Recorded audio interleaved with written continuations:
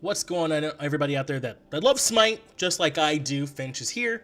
I'm going to talk to you all a little bit about the 5.3 update that we just saw the patch notes for. That should be coming next week when we'll actually be on the live console. But we got to see some of the changes here today and what we can expect from them. So we didn't go as in-depth in the actual update showcase as we usually do. We just kind of went over everything, let you know the general direction from what you could expect from a lot of the changes. But to more dive into the numbers, they're available online. You can look at them, but we can also just talk about them, get my thoughts on them, get a little bit of some of the insight into why some of those changes were made, yada, yada, yada. We can go over those here. And over here is just some of my stuff. But yeah, we can go straight to the patch. We can go to those notes. Let's go to them. Let's go to them and take a look and see what's going on, everybody out there. 5.3, the patch of Achilles, as it were. Hero of the Trojan War. Achilles himself, actually, they talked a good bit about him. So we don't necessarily need to go too much in depth with him, but Achilles, basically the idea with this passive is that you get to choose whether you either go out with the armor or without it. It looks like when you go without the armor, you get the bonus movement speed and physical power, and with the armor, you actually get additional health and protections. Let's see, the actual numbers are right here. The movement speed 3% plus 0.25 per level. That's really strong, and the physical power is 10 plus 2 per level. And then here are the actual protections, 35 additional health. I think that at the beginning of the game, you take the armor, and then you probably take the movement speed almost for the rest of the game after that. But like your first trip from base to the solo or jungle, you probably take it. In fact, if you go jungle, then you almost never take the armor, I think. The movement speed is really strong. It's just really strong in general right now, so I predict it'll have a good effect for him. I predict it'll do well for him.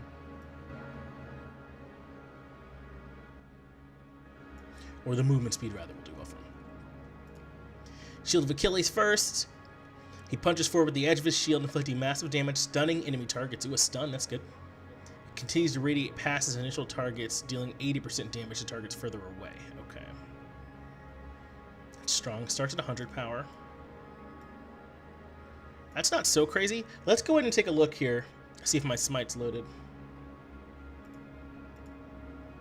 Let's actually go in and take a look at some other similar gods and what their abilities do at level 1, just to give you an idea of how you can expect this to compare. Like Cucullin at level 1, it does 75 plus 45% of your base damage. Another strong warrior right now, Bellona. If she takes the Scourge, it's 80. If you actually get hit by the bludgeon altogether, it's 100. But that's not super likely to happen to you at level 1. Let's see. Cudgel is 80. Master's Will is 90.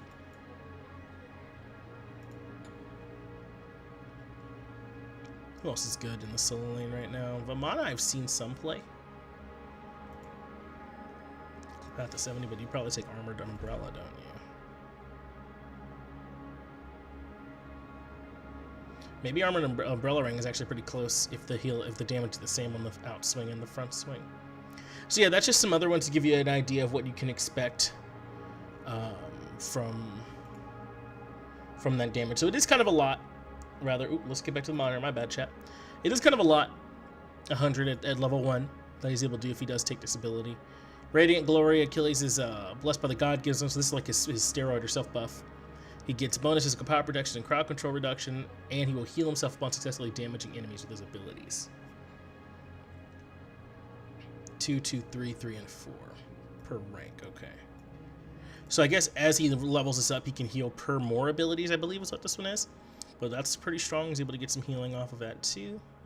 The combat dodge is the one I really liked from him though, where he's able to dodge and then he's able to attack again. And he doesn't have to attack right away. You can sort of reselect it and attack again if you want to weave in some other abilities in between. And then his ultimate, so this actually can reset. You can do that twice, by the way. But I assume most of you know the basics of how his kit works, and we're here more for like the other stuff to talk about in detail. And then his ultimate is the one everyone's kind of concerned about. The execute threshold is 30%, and that's flat. So when he first levels up, if someone's at 30% near him, he'll execute them. He does take 10% more damage during that, though. he actually ends up taking damage up to 5 times. So you can actually get a 50% increase in damage taken. I'm not 100% on how this works, and I want to see it in game a little bit more. But I don't know if that extra damage he takes is enough to like balance out the fact that he just killed someone at 30%, especially someone really tanky like a Hercules or something like that. If them being alive at 30% is a pretty big deal. So getting him out of the fight and then being able to just move on with just your ult, it just seems really strong. So it just depends on how that that Achilles heel ends up working out for him, if it's enough to balance it. Right now, maybe it doesn't seem so much like it, but potentially in the future it could be. Going over some of this other stuff that was easy to see, Soul Gem is the first item balance change that we're looking at. It's just been redesigned almost entirely. So successful hit of an ability, you gain 1 stack, and at your next stack, ability to damage an enemy god will deal additional 40%. So it doesn't say here on successful hit of an ability on a god. I think maybe that was the intention, but if not, then it doesn't seem too hard to stack this. And then 40% of your magical power is pretty good, and a heal. I think there's a good chance Soul Gem's going to get picked up a lot. I actually do. If this text here is correct. I think I heard that they wanted to be, you got to hit gods with your abilities to build stacks, but if it's just minions, camps, jungle bosses, that sort of thing, I think it's going to be very easy to play around this as the person with this item, I mean. It also needs to be very clear when someone has the Soul Gem stacked up for people playing against them, so there's just a lot to look out for on this item, but I think it's something that'll probably get picked up a lot if it works like this says it does. I don't know what the internal cooldown is on it either, or if there is none, just because of the stacking thing. Doom Orb is going to be clearer when you've got the self buff. That's always good. Typhon's Fang is getting nerfed. Actually, something else I wanted to make sure we're doing. So Soul Gem is just being changed to this passive. Let's go ahead and switch over and see what everything used to do. Agni can build Soul Gem, right, chat? Looks like I sure wasn't. I actually don't even know what tree Soul Gem was in, so it tells you just how much I was using it.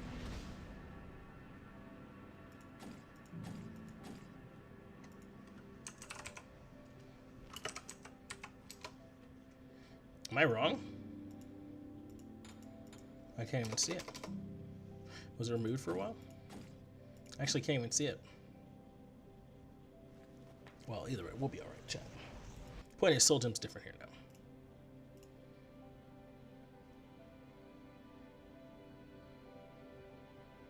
Typhon's Fang, though, we can't talk about. This one was nerfed. Just decrease magical lifesteal from 15 to 10%. Decrease passive healing bonus and lifesteal from 50% to 40%. Typhon's Fang, it's tough because this was already an item where you had to have Bancrofts already to get the most out of Typhon's Fang. Maybe some gods like Freya could get value out of it on its own, but they weren't really. They were still using Bancrofts along with it. So you do have to give up a lot by waiting until you have both those items filled to get the max out of this. But this item, just make sure that it doesn't get too crazy. You won't be healing all the way back up to 100%. There is already a lot of life anti-heal being built.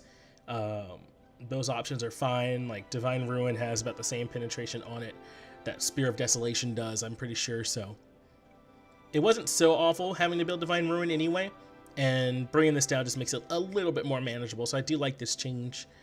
Even though I think Typhon's Fang was already kind of you had to give up some to do it. Now you should feel that a little bit more. Warlock's Staff. This one definitely needed to be changed. Power from 75 to 65 and the power per stack from 0.6 to 0.5. And how many stacks did you need to finish Warlock's Staff? I don't think it was 100, was it? It was like 75. So let's see. How many stacks did we need for it? First item I was building, because it's a good item. 100 stacks. So what, that's 0.1, so is it 10 power that's coming off of it then, in that case?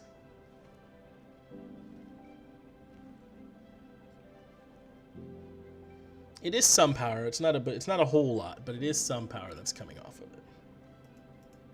No, wrong card again. Chat, it'll be okay. We'll make it out of here. So that's always good when we're able to bring that power down. I think Warlock Staff is still going to be picked up. You're going to get a little less power, but not like a huge amount less. So I think it'll definitely still be good. Book of the Dead's being changed. This is a lot, I feel like. 15% mana being used to 25%. The shield's just 10% less now when it ends up getting proc down there at low health. I don't know if you pick up Book of the Dead anymore, really, in all honesty. A lot of people weren't really anyway. I don't think Book of the Dead was a must build for anybody, but it's going to be built even less now. For show. Malice, this Malice change I like. I don't know how often you'll be getting the proc out of it. I mean, in a long team fight, you will.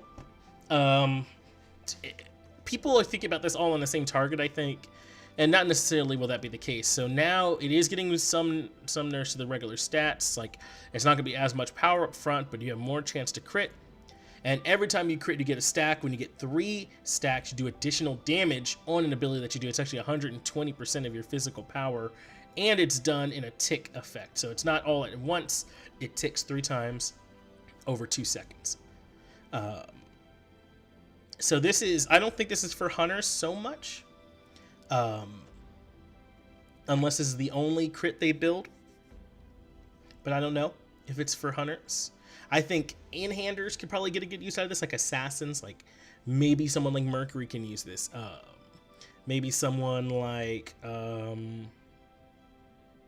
Unbots can use this, or someone like Nemesis, someone who is going to be weaving in their abilities through their auto attacks anyway.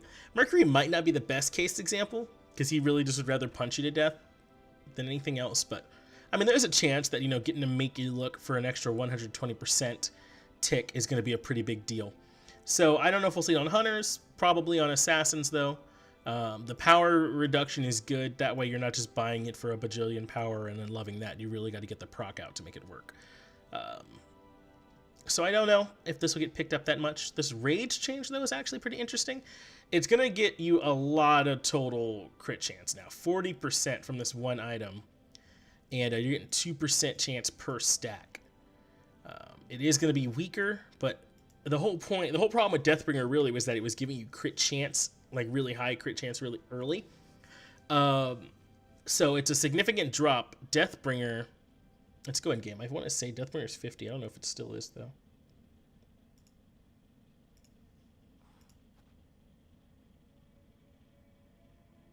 Oh, I can't look on Agni.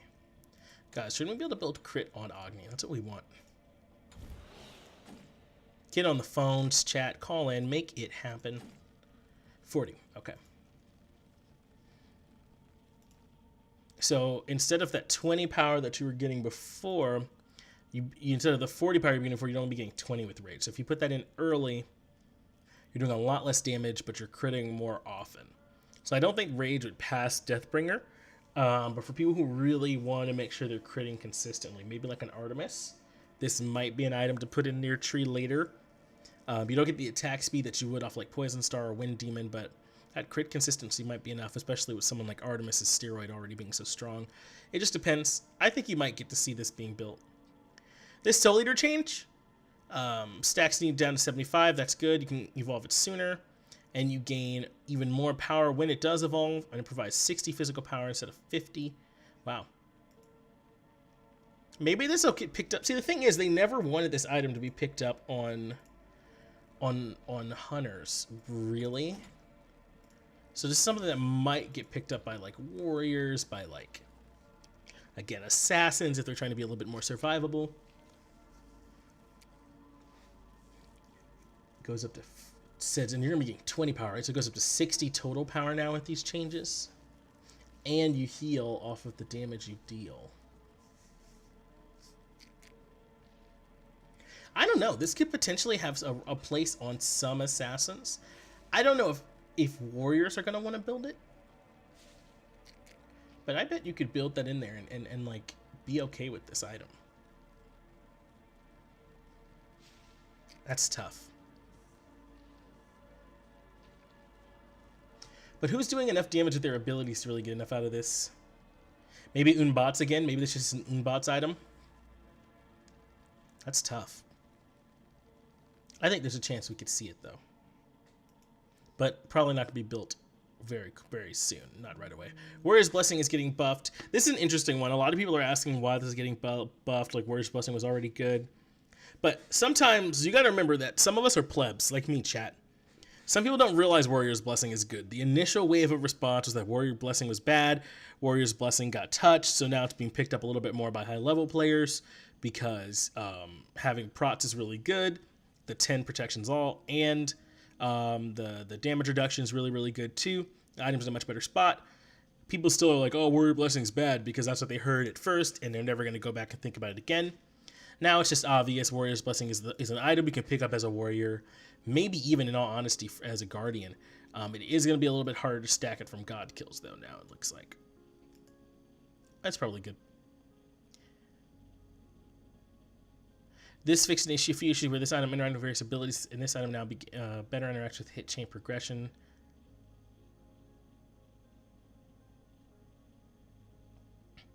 This is a buff for characters with slow hit chains, and it's a nerf for characters like Morgan's. Oh, was she getting the benefit off of the last hit? I guess that's good if she's getting less of that now. All right, so you got some God changes in here too. We actually had a lot of changes this patch. This is a big patch. What are y'all complaining about? We're getting in here working, doing work for y'all. All right, Arachne. This is just her webs getting increased, the decreased cooldown, and she can have 3 webs up at once, which is up from 2, so that's pretty big. There's still a lot of time before the game starts. So Arachne has time to go out and get her webs put down and be ready to get going. I'm not 100% sure how long the webs actually last, but at 16 seconds, when a spider is spawned out, the lifetime of the spider plays out. I mean, you can only have 3 or 4 seconds before you can put out another web. I feel like that's a lot. This is almost only for her early clear, though, that I feel like this is going to be relevant. But that should help her clear some. This is not the change I thought we were doing. I mean, this is fine, but it's fine. Cerberus is getting almost everything buffed here. Look at this. The most important one is his ultimate, though. He won't be able to jump now afterwards, it looks like. He won't get knocked back or knocked up. I like that. And it automatically sets up for his 2 as well. That's pretty good, but he can act almost immediately afterwards. So that means he can be burning them with the ghastly breath as he's pulling them along. It's really strong. Before he kind of could do nothing. It was weird. It was you knock him up and you're just okay, I want you guys over here. And then you drop him over here. And now he'll be able to do stuff in between. And the damage is going to be up anyway on this. So you'll definitely be feeling that. And then the soul explosion range is increased too. That's probably a good idea. I get that. I think that's his leap, right? I get that. Freya's been changed. People are really frustrated by Freya. She is very strong. She always has been, but I think Hunter's Blessing has just made her early game safer. So now Freya doesn't feel like she gets punished early anymore, is probably where the frustration's coming in. Yep, have more opportunity to punish her in the early game. Yeah, that's fair. So her lifesteal's down now.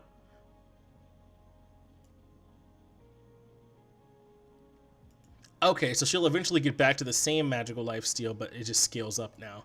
So she's getting a lot less lifesteal early. That's good. So the early Bancross won't help nearly as much then. That's good. A lot of people were going Bancross that early on her. What do? You do Tiny Trinket, Boots, Hasten Ring, and then finish Bancroft, I guess. So this won't affect the Bancross so much, but she just won't be getting as much lifesteal from her passive, which is good. Making trading feel a lot fairer against her. And then the Irradiate part's going to do less damage. I don't know how big this is. I see a lot of people leveling up Pulse early on for clear and then Irradiate coming later. But this just means that that one that chunks you, the one that actually does into single target damage, won't chunk you nearly as much. The magical power scaling is coming down too. And this is per shot, so depending on how many shots you do, the actual overall damage she's doing is decreasing pretty significantly. She's hitting 5 shots on you, then that's 25% of the damage that you used to take that's coming off now. So this is a good change for Freya. I don't think that you will stop seeing her by any means, but it shouldn't feel so impossible to play against her now. In the early game, she'll be able to punish her a little bit more, but this one hurt her early game too much. I think people were putting a lot more points in Pulse early than Irradiate anyway, but we'll see. Khepri love. Khepri's getting some love. I'm fine. Stand behind me. That's my Khepri. impersonation. He'll be able to abduct more often and solar flare more often. Okay. I don't think those are huge. Movement abilities are important right now, so a second off that helps some. Solar flare more often is very annoying. That root feels bad, but at least that way it's less punishing for, you know, for the Khepri. That's one of his best ways to try and help out in a team fight, and having a little bit more chances to do it will probably help out. Scylla's getting some love. Scylla got hurt probably the most out of all the mages by Rod Tahuti's hurt. Rod Tahuti changes. Let me go see if I can think of someone who's taken more damage than Scylla has from this mage, from this change to Rod Tahuti, chat. Let's just look at mages. Who was reliant on late game burst damage more than Scylla? Thoth still sees play. Zeus still sees play. Sol, maybe Raijin is hurt too, but Raijin does other things in team fights. Hebo is still fine. Poseidon's autos are actually nuts right now. People should play more Poseidon.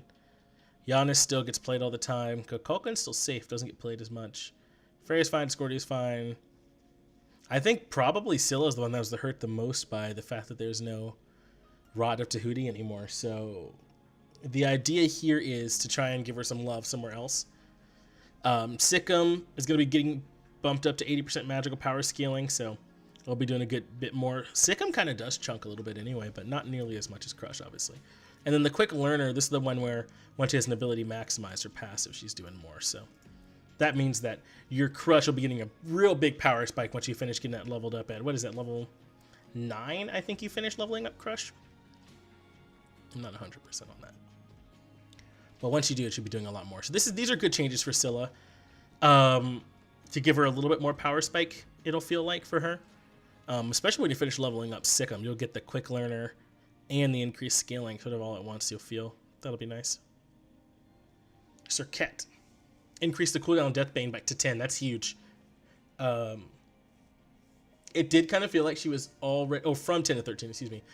It did kind of feel like Serket was already Deathbaning always forever. Like she always had Deathbane up. Like you thought like she Deathbaned onto you, and now she's also Deathbaning away, and you're like, what, huh? So that's good. 10 seconds is ridiculously short for such a big movement ability, actually. Difficult to outpace in both levels and raw power. I agree.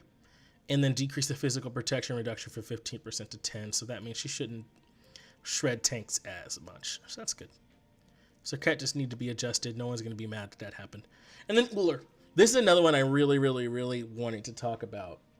And they do such a good job of explaining it here that it feels like an insult to come in and talk about it a little bit more. But the idea is that Uller was at a point where he was just super bad.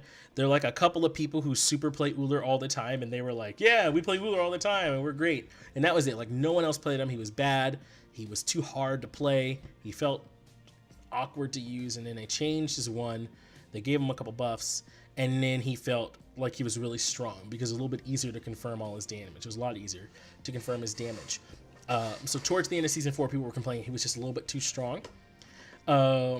We thought that Season 5 was going to nerf him when the map itself changed. And it looked like it was at first, but I think it was just because crit was so big and Uller didn't benefit off crit nearly as much as everyone else. He was more on the attack speed pen side of things, like maybe like AMC, than the crit side like some of the other hunters. But either way, Uller ended up struggling, and then when the crit fell away, Uller was like, cool, I can build my attack speed pen like I want to do, which works way better for me anyway, and he was like fragging people with Transcendence, and it worked well for him. So just bring him down a little bit. The part people complain about the most is that after the combo, like you get Axe Stun, Hail of Arrows, Bladed Arrow, and you're like, oh, I'm dead. So hopefully this means that you won't feel that damage nearly as much. The power scaling actually is big because he's getting a lot of scaling thanks to Transcendence. So this is going to hurt that a lot. So you're taking 20% less damage from him during that combo.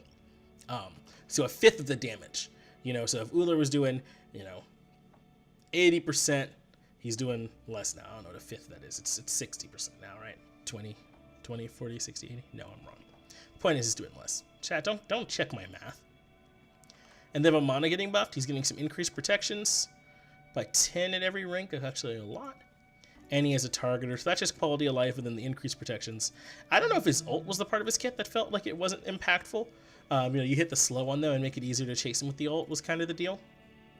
But it'll definitely feel more impactful now. It'll be harder to kill him at least. But yeah, those are the real big significant changes here in the patch. Definitely interested to hear what you all's thoughts are on it, like in the direction that this patch is going. If you feel like the changes you want to see were there or not. If you liked the format for the patch notes or the update show rather as it was delivered this time, let me know. I know what you all really want to go out on though. It's water under the bridge now, Mama. It's this right here, right? Oh, thank you, Kevin Gordy, for following. I'm not even streaming. Kevin Gordy just followed me. Thanks, buddy. Yeah, this is Bay right here. This is what everyone wanted, isn't it, chat? This is what we all really wanted. Either way, that's going to do it here for me. Thank you so much for checking it out. I'll try and put up some more videos more often. I think I've got an Energy and Obey video that's going to be coming out shortly as well, so make sure you check that one out. If you haven't followed me on High-Res Finch, that's where I'm at. And if you want to see my stream schedule, that's also right here. Just make sure that you check them out, and I'll keep putting stuff out there.